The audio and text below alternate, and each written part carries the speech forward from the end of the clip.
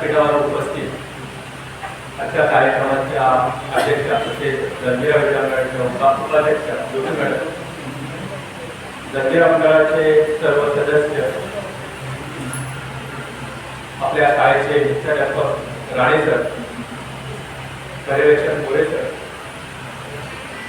आवर्जून उपस्थित राहिलेले माजी मुख्याध्यापक गद्दे सर, तसेच मसाळ सर, मसाळ मॅडम, माझे सर्व सरकारी शिक्षक, मॉनिटरचा संपूर्ण स्टाफ आणि अशा कार्यक्रमाची उत्सवमूर्ती पाचेकर सर, पाचेकर मॅडम, त्यांच्या आई, त्यांचे सर्व अभ्यासक, आज आमच्या स्टाफ रूम मधला सर्वात तरुण शिक्षक रिटायर होते, याचे थोडंसं दुःख वाटतंय. तरुण शिक्षक असे की सरांचं वय एवढं समाजाची वाटलंच नाही की आता ते 18 वर्षाचे झाले म्हणून सगळ्यांमध्ये एवढे मिक्स होणार आहे. आणि जेव्हा आता उद्या रिटायर म्हणजे आज ते रिटायर होत आहे, तर रिटायर होताना आम्हाला कळते की ते 18 वर्षाचे आहेत, ते एवढ्या दिवस त्यांच्यासोबत वावरताना, त्यांच्यासोबत बोलताना अगदी निश्चितपणे आणि हसत खेळत सगळं वातावरण चाललं होतं. इव्हन आम्हाला आठवतो तो म्हणजे आमचा मधल्या सुट्टीतला वेळ. सर जेव्हा शिकवायला जात आणि मधल्या सुट्टीनंतर त्यांचा मधल्या सुट्टीच्या अगोदर त्यांचा पिरियड असायचा आणि ती ऐतिहासिक पट्टी घेऊन ते शिकवायला जायचे आणि मी कधीतरी बोलायचो सरांना, सर आज काय करता घेऊन चालले. पण काही असो, ती ऐतिहासिक पट्टी वापरून त्यांनी जे काही फळ्यावर प्रॉब्लेम लिहिले आणि त्या प्रॉब्लेम मधून कित्येक विद्यार्थ्यांच्या आयुष्याचा प्रॉब्लेम त्यांनी सोडवलेला आहे. असे हे शिक्षक सर्वांमध्ये मिक्स होणारे. सुरुवातीला मॅडमने सांगितलं की ते खूप शांत, सुस्वभाविक. आम्ही तिथे बसून थोडे हसत होतो, कारण खरं सांगायचं सरांनी अगोदर सांगितलंय की जरा खरंच सांगावं म्हणून मी खरंच सांगतोय. तसे ते शांत नाहीये. मी त्यांना फणसाची उपमा नाही देणार, मी त्यांना नारळाची उपमा देईन. कारण नारळाचं वरून जसं कडक असतं, त्यातलं जे खोबरं असतं ना ते पण थोडंसं कडकच असतं, पण त्या नारळाच्या पाण्याची चव ज्यांना कळले ना त्यांनाच पाचेकर सर कळले असं मी म्हणेन. असे गोड व्यक्ती आहे. सरांकडे एक दोन वेळा त्यांच्या मुंबईच्या फ्लॅटवर जाण्याचा योग आला. तिथे गेल्यानंतर मला जगातला 8वं आश्चर्य कळलं.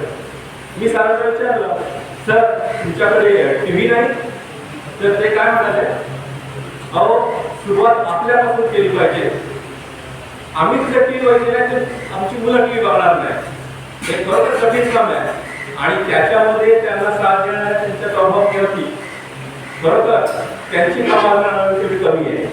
कारण तुम्ही बघता की घरामध्ये असल्यानंतर वेळ घालवण्यासाठी टीव्ही शिवाय दुसरा पर्याय नाही. पण असो त्यांनी खूप सॅक्रिफाईस केलेला आहे त्या बाबतीत. पण इव्हन मुलांच्या शिक्षणासाठी ते एकमेकांपासून दूर सुद्धा राहिलेले आहे. सर इथे मुलुंडमध्ये आणि मॅडम मुंबईमध्ये काही वेळेला त्यांच्या शिक्षणासाठी योगदानामध्ये मी सरांना विचारायचो, सर आता शनिवार आलाय, आता तरी मुंबईला जा. आणि कधी ते आले, हा जरा फ्रेश वाटतंय ना, कारण पण काही असो सर मुलांमध्ये पण तेवढेच रामायचे. आणि विशेष गोष्ट म्हणजे तसे सर खूप काटकसरे आहेत, याच्यात काही प्रश्नच नाही. पण त्यांचे नियोजन जे आहे, जे काय विषय शिकवतात अकाउंट, ते त्यांच्या आयुष्यात पण त्यांनी बरोबर अकाउंटिंग केलेलं आहे. आणि तसंच त्यांचं शिक्षण जे त्यांनी घेतलेलं आहे आणि जे विद्यार्थ्यांना दिलेलं आहे आणि याच्यातून चांगले चांगले विद्यार्थी त्यांनी आज घडवलेले आहेत. सर खरोखर तुम्ही खूप मोठं काम केलेलं आहे आणि मी ईश्वरचरणी एवढीच प्रार्थना करेन की सर तुम्ही सतत कामात राहा. जर कामात राहिलात ना तर तुमचं आरोग्य व्यवस्थित राहील, याच्यात काही शंकाच नाही. काय झालं, आताच काही दिवसापूर्वी माझा स्वतःचा काका त्याला पॅरालिसिसचा अटॅक आला आणि त्याचं वय जेव्हा विचारलं तर वय होतं फक्त 58 वर्ष. मला पहिला लक्षात आलं की म्हणजे पाचेकर सरांचं नावाचं झालं की आम्हाला तोपर्यंत माहितीच नव्हतं की पाचेकर सरांचं वय 58 वर्ष आणि एवढ्या वयामध्ये असून सुद्धा ते एवढे तरुण दिसतात म्हणून मी सुरुवातीला त्यांना तरुण बोललो. आणि ते समाजकार्यात पण एवढे बिझी असतात. विशेष करून कोणताही माणूस जर त्यांच्याकडे आला तर मला वाटते की एका पतपेढीचे पण चेअरमन आहे.